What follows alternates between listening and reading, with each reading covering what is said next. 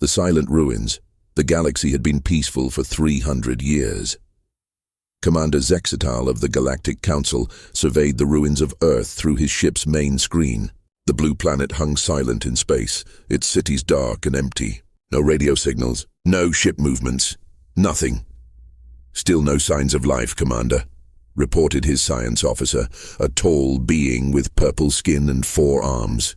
"The scans show the same results as always, empty." Zextal nodded slowly. Every species in the galaxy knew this story.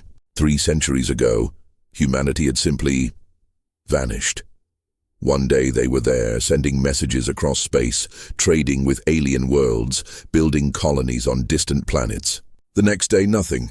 Every human settlement, from Earth to their furthest outpost, went completely silent at the exact same moment. The galaxy had celebrated. Humans were dangerous. They were unpredictable. They fought wars that lasted decades and somehow always found ways to win battles they should have lost. When they disappeared, most alien species felt safer. The Galactic Council even passed laws making it illegal to visit former human worlds. But now, something was different. "Commander, look at this," called out the communications officer. Her tentacles were moving quickly over the controls. "I'm picking up something strange from the planet's surface." "What kind of strange?" Zextal asked, his 3 eyes focusing on the screen. It's like an echo, very faint, coming from what used to be their capital city." Zextal felt his scales tingle with worry.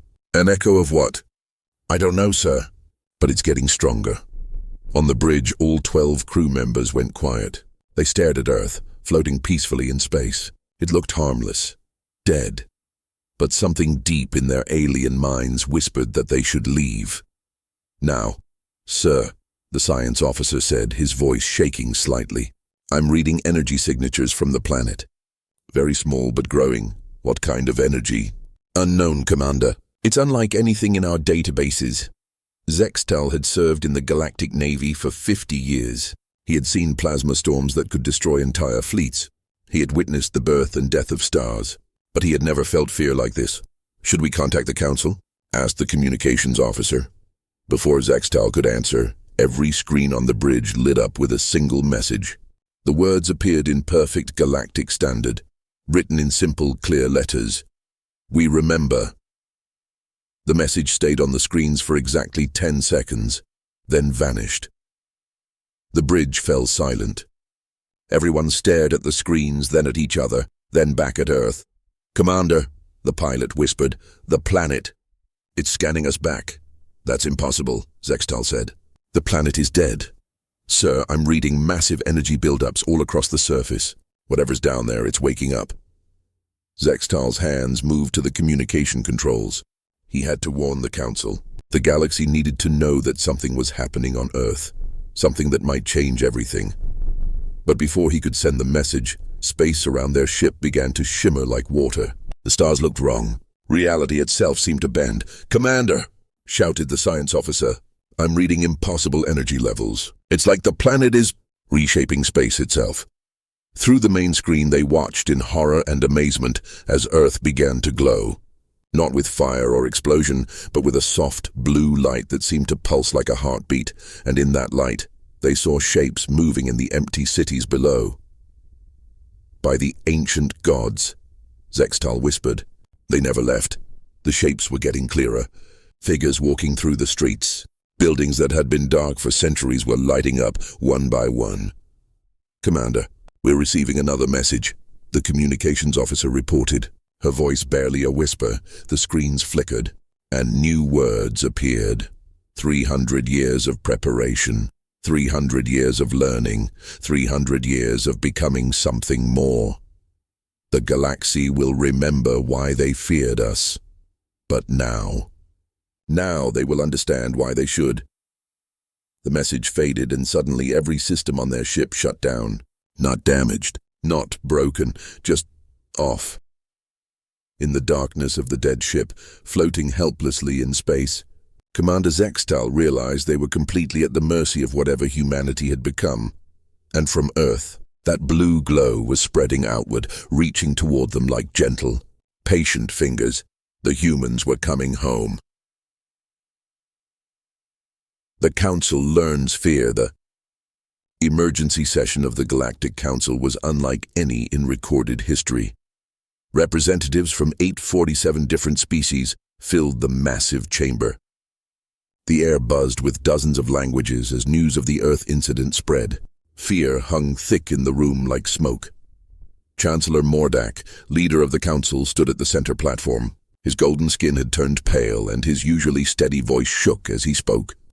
"Citizens of the galaxy," he began, "we face a situation none of us expected. Humanity has returned." The chamber erupted in chaos. Some species cried out in terror. Others shouted demands for immediate military action. A few simply got up and left, heading straight for their ships to flee to the furthest edges of known space. "Silence," Chancellor Mordak boomed, his voice enhanced by the chamber's speakers.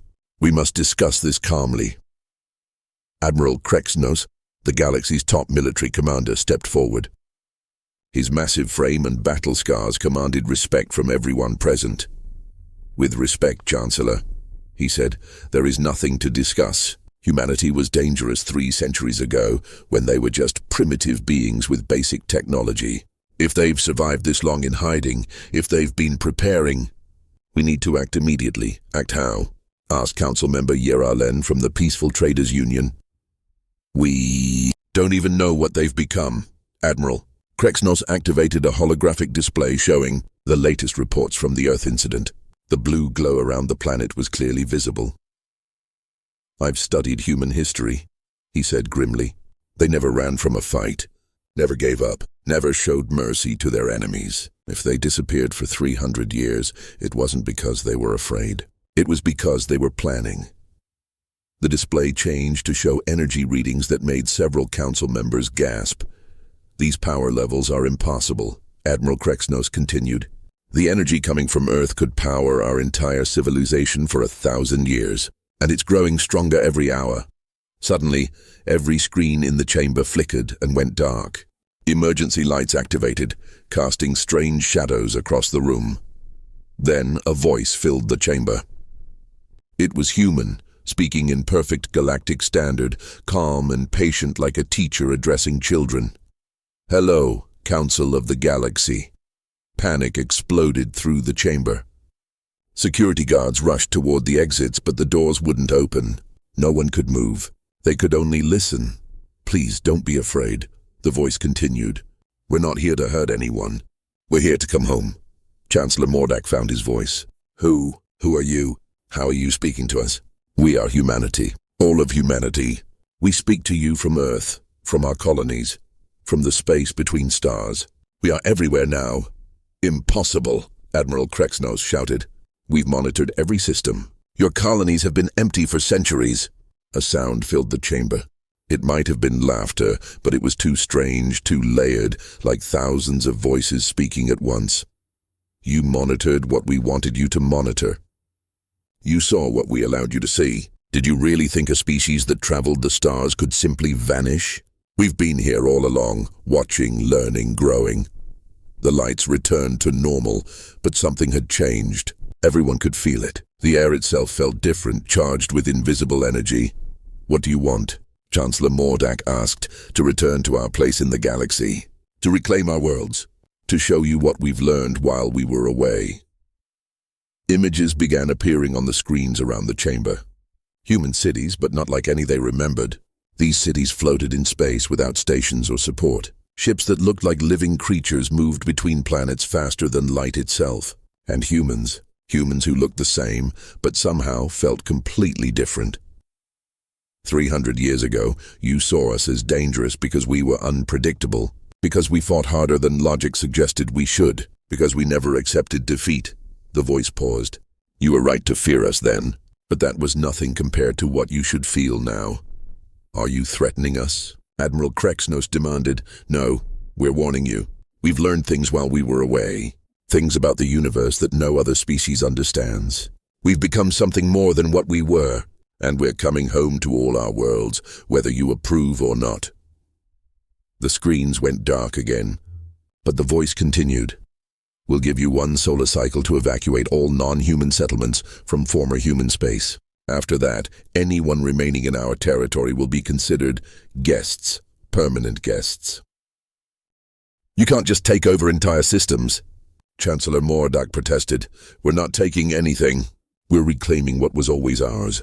The galaxy accepted our disappearance. Now accept our return. The chamber fell completely silent. Everyone waited.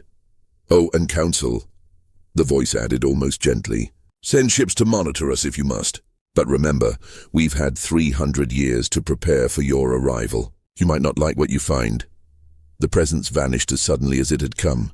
The screens returned to normal. The doors unlocked, but nobody moved. They all sat in stunned silence, trying to understand what had just happened.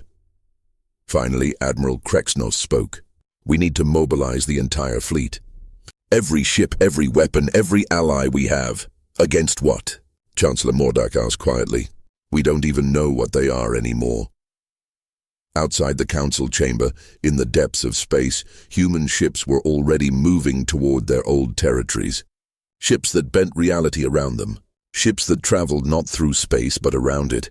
And on each ship, humans who remembered exactly why the galaxy had feared them before. But now, they were so much more than anyone could imagine. The galaxy had one day to prepare for humanity's return. It wouldn't be nearly enough. The fleet that couldn't die, Admiral Krexnos, had assembled the largest military force in galactic history. 20,000 ships from 40 different species hung in formation at the edge of what used to be human space. Battleships the size of cities, carriers holding millions of fighter craft, weapons that could crack planets in half. It was a fleet that had never known defeat. Sir, reported Commander Valthok from the command ship's bridge, all vessels are in position. We're ready to advance. Admiral Krexnos studied the tactical display. His military genius had won 100 wars. He had defeated the hive swarms, crushed the machine rebellion, and brought peace to the galaxy for 3 centuries. But he had never fought humans. Sir, I'm detecting movement, called the sensor operator. Something's coming from the former human worlds. How many ships? Admiral Krexnos asked. I can't tell, sir. The readings don't make sense. On the main screen, space began to ripple like water. Reality twisted and bent. And through those impossible ripples, humanity returned to claim their territory. But these weren't ships in any sense the galaxy understood. They were beings. Living creatures the size of space stations, but clearly artificial. Organic and mechanical at the same time. They moved through space like whales swimming through an ocean, graceful and silent. By the old gods, whispered Commander Valthok. What are those things? Ships, Admiral Krexnos said grimly. Human ships. They've learned to grow them instead of build them. The human vessels, if they could even be called vessels, arranged themselves in a loose formation facing the galactic fleet. There were only 12 of them, 12 against 20,000. The humans were either completely insane or completely confident. Open communications, Admiral Krexnos ordered. The response came immediately, not from one ship but from all 12 at once, their voices joining together in perfect harmony. Admiral Krexnos, we remember you. You fought well in the Hive Wars. The Admiral blinked in surprise. You remember me? We remember everything. Every battle, every strategy, every victory you've won. We watched from the spaces between reality. We learned from your methods. Then you know I don't lose battles. That strange, layered laughter again. You've never fought us before. I'm giving you one chance to surrender, Admiral Krexnos announced, his voice broadcasting to both fleets. Return to whatever hole you crawled out of. Leave galactic space. Never come back. No. The simple word hung in space like a challenge. Then you'll be destroyed, the Admiral said. Perhaps. But Admiral, before we begin, would you like to know what we learned during our 300 years away? Admiral Krexnos hesitated. Military strategy suggested he should attack immediately. But something made him curious. Tell me. We learned that the universe is much larger than anyone imagined. We learned that there are dimensions beyond the 3 we all live in. We learned that consciousness itself can be expanded. Enough riddles. What are you? We are what humanity became when we stopped limiting ourselves to biological bodies, when we stopped thinking of death as an ending. when we learned to exist in multiple dimensions at once. The 12 human ships began to glow with that same blue light that had surrounded Earth. "We are humanity evolved, Admiral, and we're going home. All ships," Admiral Krexnos commanded. "Open fire." 20,000 ships unleashed hell itself. Plasma cannons that could melt asteroids, missiles that could destroy moons, energy weapons that tore through space itself. The barrage was so intense that the light could be seen from systems dozens of light years away. When the weapons fire stopped, space was filled with energy clouds and debris from the massive assault. But the 12 human ships were still there, completely undamaged. "Impossible," breathed Commander Valthok. "Not impossible," came the human voice, still calm and patient. "Just different physics." One of the human ships moved forward, not through space but around it, appearing instantly next to the command vessel. "Your weapons affect our dimension," the voice explained. "But we exist in several dimensions at once. You can't destroy what you can't fully target." Panic spread through the Galactic fleet. Captains were shouting orders. Some ships tried to retreat. Others fired desperately at targets they couldn't understand. However, the human voice continued. "We exist in your dimension too. Observe." The human ship next to them began to change shape. Parts of it flowed like liquid metal. Other parts pulsed with organic rhythms. And from its surface smaller ships emerged. Not built or launched, born. These smaller vessels spread throughout the Galactic fleet faster than thought. They didn't attack the ships, they simply touched them. And wherever they touched, the Galactic vessels stopped working. "We don't want to destroy you," the human voice explained as ship after ship went dark and silent. "We just want you to understand. The galaxy has changed. We have changed. The old rules no longer apply." Within minutes, every ship in the Galactic fleet was powerless, floating helplessly in space, their crews unharmed but completely defeated. "Admiral," the voice said gently, "tell the Council what you've seen here. Tell them that humanity has returned, and we're not the same species that left. We're not their enemies, but we're no longer their subjects either." Admiral Krexnos, floating in his dead command ship, could only watch as the 12 human vessels began to move toward their old territories. "This isn't over," he said into his communicator. Not sure if anyone could still hear him. "Yes, Admiral, it is. The war you were planning to fight ended before it began. We don't conquer worlds anymore. We don't need to. We simply reclaim what was always ours." As the human ships disappeared into the former human systems, leaving the massive Galactic fleet stranded and powerless, Admiral Krexnos realized something that chilled him to his core. Humanity hadn't just survived their 300-year absence. They had used that time to become something that couldn't be fought, and now they were home. What humanity had become, Dr. Elena Vasquez materialized on the observation deck of New Geneva Station, humanity's first visible settlement since their return. But she wasn't quite the same Dr. Vasquez who had lived 3 centuries ago. None of them were. "The delegation from the Galactic Council will arrive in 2 hours, reported Commander Chen, his consciousness speaking directly into Elena's mind across dimensional barriers. "Are you prepared for the questions they'll ask?" Elena smiled, watching through the station's biometal walls as Earth hung in space below them. The planet glowed with life again, but not the life the galaxy remembered. "I'm prepared for anything they can imagine asking," she replied. "The question is whether they're prepared for the answers." The last 300 years had been educational. When humanity had vanished from galactic sight, they hadn't fled to distant stars or hidden in secret bunkers. They had stepped sideways into dimensions the galaxy didn't know existed. There, in spaces between reality, they had learned things that changed what it meant to be human. Death was temporary. Consciousness could be expanded beyond single bodies. Time moved differently when you learned to think in multiple dimensions at once. And intelligence. Intelligence could grow without limit. "Dr. Vasquez," came another voice in her mind. This one belonged to Captain Sarah Martinez, who was currently exploring the Andromeda Galaxy while simultaneously standing guard over the Sol system. "The Council delegation is asking some interesting questions, such as, They want to know if we're still human, Elena laughed. It was a sound that existed in 12 dimensions simultaneously, creating harmonies impossible in normal space. What did you tell them? The truth. We're more human than we've ever been. We just learned to be human in ways we never imagined possible. Through the station's living walls, Elena watched as the Council's diplomatic ship approached. She recognized the design, Cretherian construction, built for beings who thought in straight lines and simple solutions. They had no idea what they were about to encounter. The ship docked with the station using traditional mechanical connections. Elena found this amusing. Humanity could have pulled the ship inside the station's dimensional pocket, but that might be considered aggressive.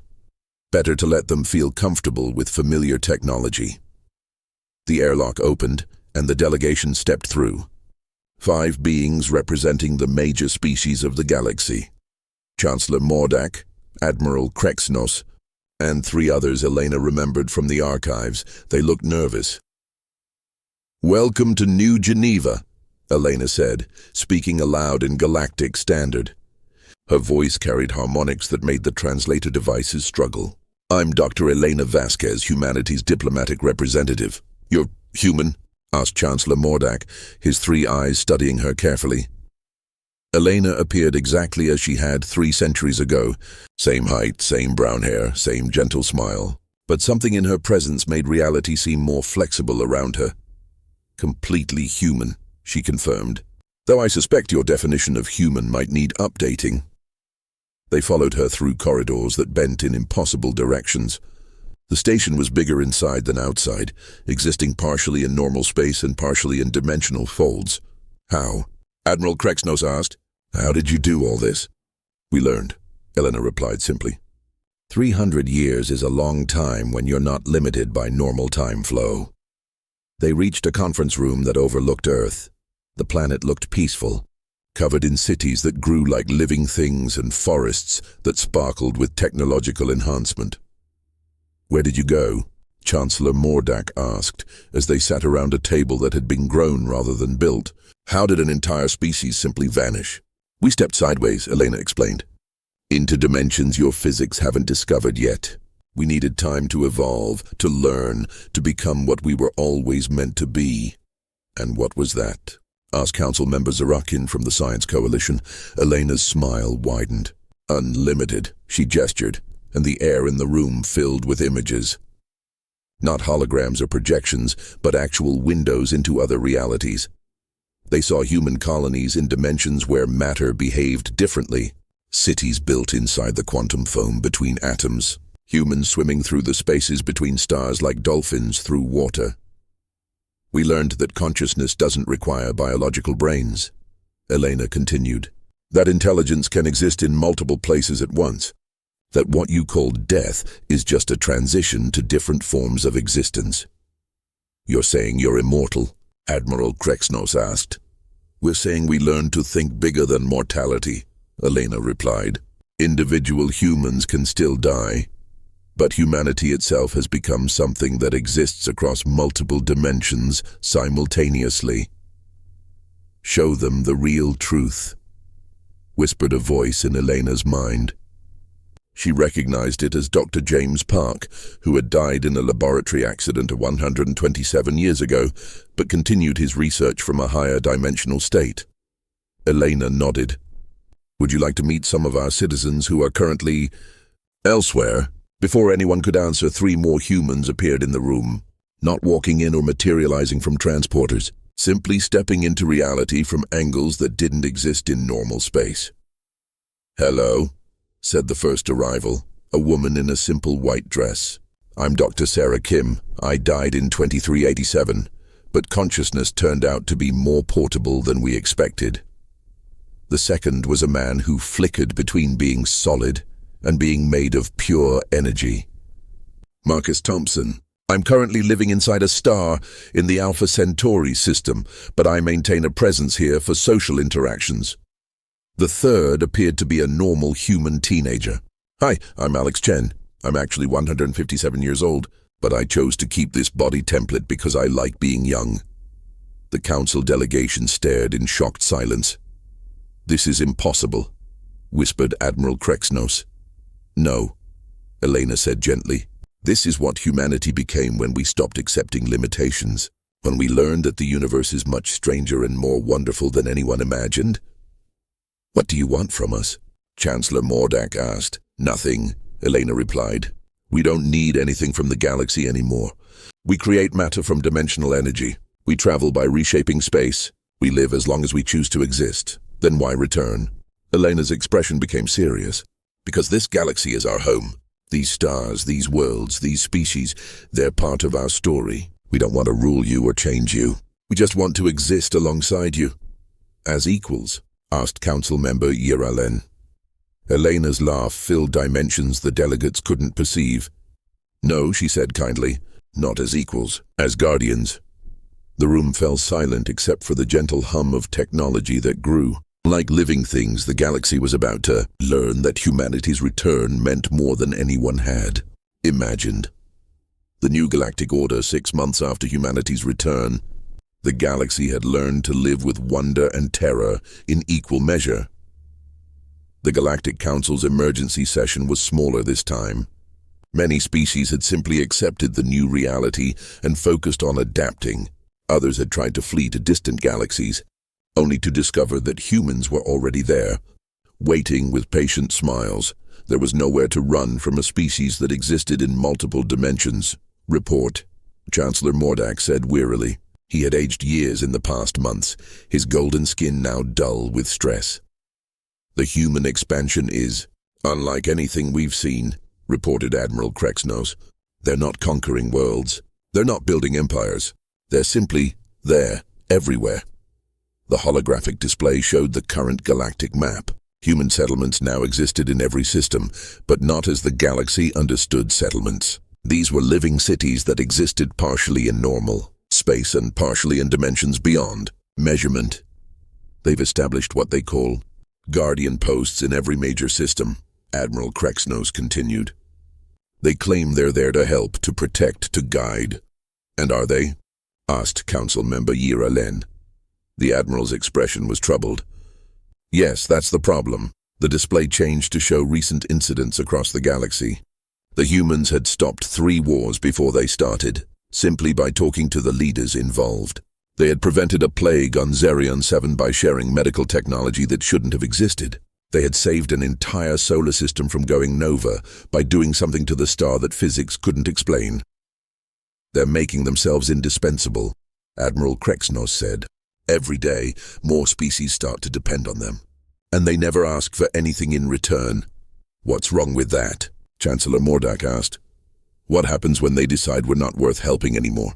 Before anyone could answer, the familiar presence filled the chamber. Reality bent slightly, and Dr. Elena Vasquez stepped out of empty air. But she wasn't alone. With her came 12 other humans, each representing different aspects of what humanity had become. A man made of living starlight. A woman who existed as pure thought given form. A child who aged and grew younger in endless cycles. Council, Elena said warmly. Thank you for your patience during our transition period. Transition to what? Chancellor Mordak asked. To our new role in galactic civilization. We've been observing, learning, helping where we can, and we've reached some conclusions. Elena gestured, and the chamber filled with images from across the galaxy. Not surveillance footage, but something far more comprehensive. The actual memories and experiences of billions of beings from thousands of species. The galaxy is beautiful, Elena said. Every species, every culture, every unique way of seeing reality. You've created art and music and literature that moves us to tears. You've built civilizations that inspire us. You've found ways to live together in peace that we still admire. But, Admiral Krexnos asked, sensing there was more. But you're limited by thinking in only 3 dimensions. By accepting death as final, by believing that intelligence has natural boundaries. Elena's expression became infinitely sad. You're capable of so much more. One of the other humans stepped forward, the woman made of pure thought. I'm Dr. Lisa Raman, she said, her voice carrying harmonics that made ideas appear directly in their minds. I used to study consciousness before humanity evolved. Now I am consciousness, unbound by biological constraints. What do you want from us? Chancellor Mordack asked. To offer you the same gift we gave ourselves, Elena replied. Evolution, growth, the chance to become more than what you are. The chamber erupted in fearful voices. You want to change us? Shouted Admiral Krexnos. You want to make us like you? Demanded Council Member Zarakin. No, Elena said calmly, and her voice somehow quieted everyone. We want to give you the choice to change yourselves, to evolve at your own pace, in your own way, toward your own version of unlimited existence. The man made of starlight stepped forward. I'm Captain Michael Torres. I chose to become living energy so I could explore the cores of stars. But my friend Sarah chose to enhance her biological form to experience emotions more deeply. And our colleague James chose to exist as a distributed intelligence across multiple bodies. Evolution doesn't mean becoming identical, Elena explained. It means becoming free to be whatever you choose to be. And if we refuse, Admiral Krexnos asked. Elena's smile was infinitely gentle. Then you continue exactly as you are. We'll continue to help when asked, to protect when needed, to share knowledge when it's wanted. But the choice is always yours. However, added the child who aged and grew younger, we should mention that other civilizations in nearby galaxies have already begun their own evolution. The universe is a competitive place. Chancellor Mordack felt a chill. Other civilizations? The makers from Andromeda, Elena said. The architects from the Magellanic Clouds. The dreamers from beyond the visible universe. Humanity isn't the only species that learned to transcend its limitations.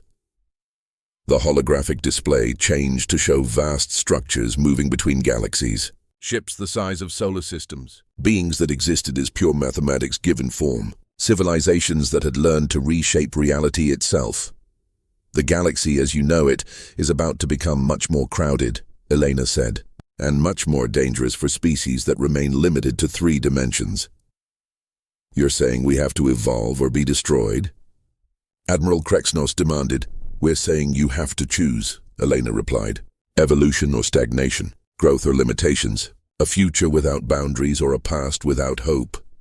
She gestured again, and suddenly every being in the chamber could feel what humanity had become.